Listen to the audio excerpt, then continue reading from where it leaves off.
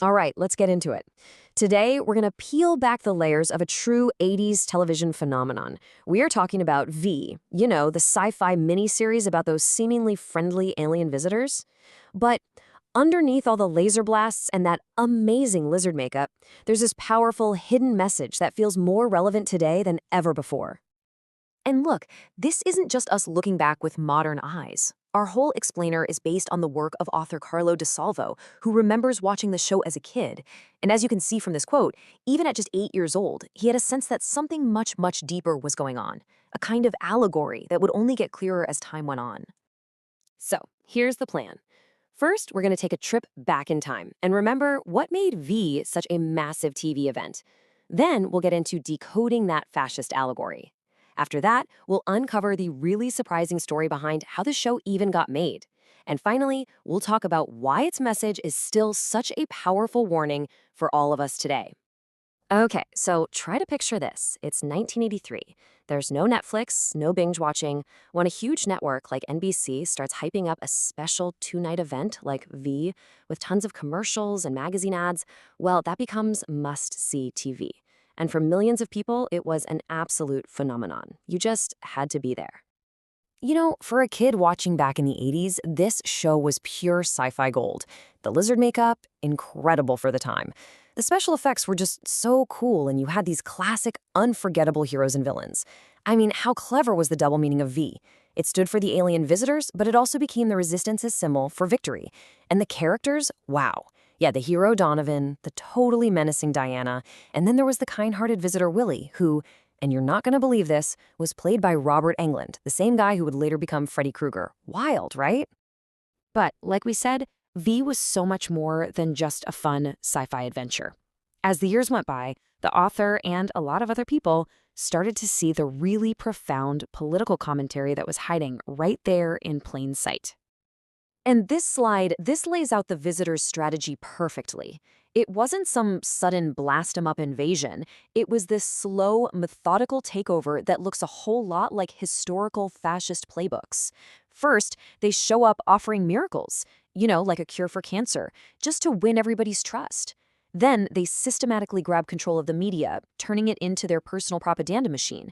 They start recruiting kids into these visitor friends groups. They empower human collaborators who stand to gain from the new regime.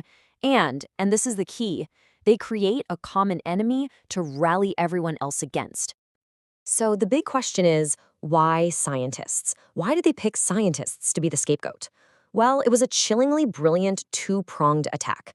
First off, the scientists were the only people with the technology to actually prove the visitors weren't human, so they were a direct threat. But second, by painting them as this boogeyman, the visitors could stir up public fear and then position themselves as the only ones who could save humanity from this problem. It's classic manipulation. So you're probably wondering, how on earth did such a powerful political story end up disguised as a sci-fi blockbuster?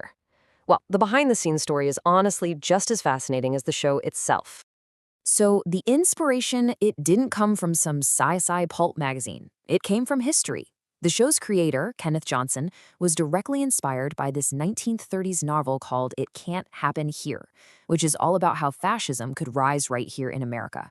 He wanted to take that core idea and bring it to a modern TV audience. So Johnson's first pitch was for a straight-up political drama about American fascism.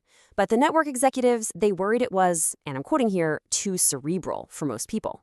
So someone made a suggestion. What if the fascism came in disguise? What if it came from outer space, in the form of aliens?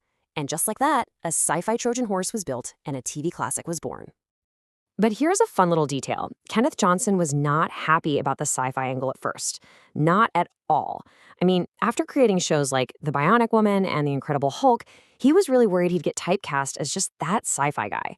But the more he thought about it, the more he realized what a powerful tool the aliens could be for telling the exact story he wanted to tell all along.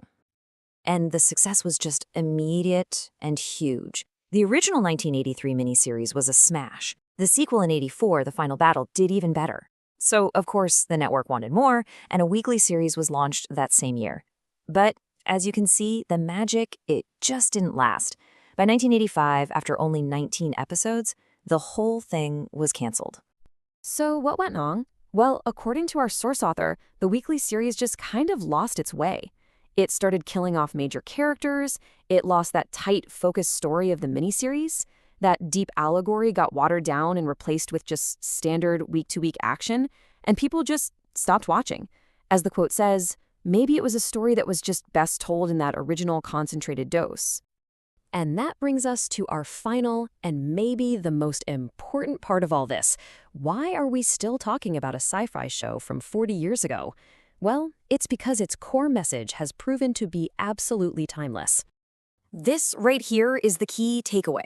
The author basically concludes that the show's warning about how easily a society can be seduced by grand promises, manipulated by propaganda, and turned against itself feels, in his words, eerily familiar, and maybe even more recognizable today than it did back when it first came out.